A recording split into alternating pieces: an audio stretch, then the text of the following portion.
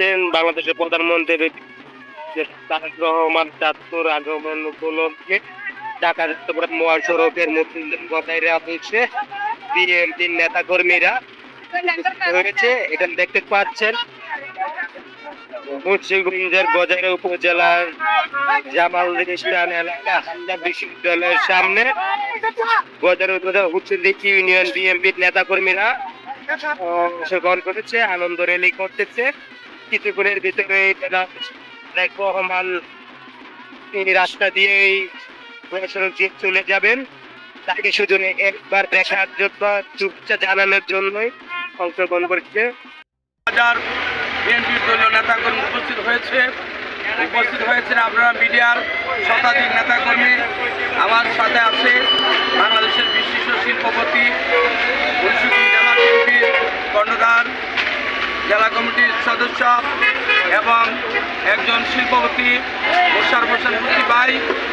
আপনারা জানেন কিছুদিন আগে একটি টিভি ওপেন হয়েছে বাংলাদেশে, ওয়ান চ্যানেল, ওয়ান টিভি। সেটারও উনি এক্সিকিউটিভ ডাইরেক্টর, নির্বাহী পরিচালক। আজকে আমি বিশ্বাস করি যে হাজার হাজার লোকের আগমনে উপস্থিতিতে একটি বার্তা বহন করে আনে। সেই বার্তা হচ্ছে তারেক রহমান, তুমি এগিয়ে যাও, আমরা আছি তোমার সাথে। তুমি এগিয়ে যাও, মুন্সিগঞ্জবাসী তোমার সাথে। তুমি এগিয়ে যাও, তোমার সাথে গজারিয়াবাসী একসাথে।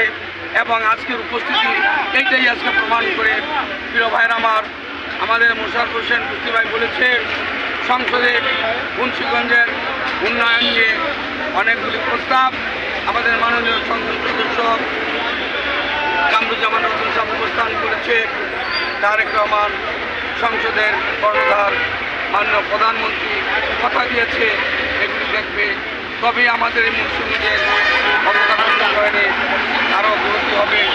এবং তারেক রহমান 24 বছর পরে এই গজারিয়া রাস্তা দিয়ে কুমিল্লা এবং চাঁদপুর যাচ্ছে। আমরা আবারও তার সুস্বাস্থ্য কামনা করি, তার মঙ্গল কামনা করি, দেশ পরিচালনায় তার সুদক্ষ নেতৃত্ব কামনা করি। সবাইকে ধন্যবাদ।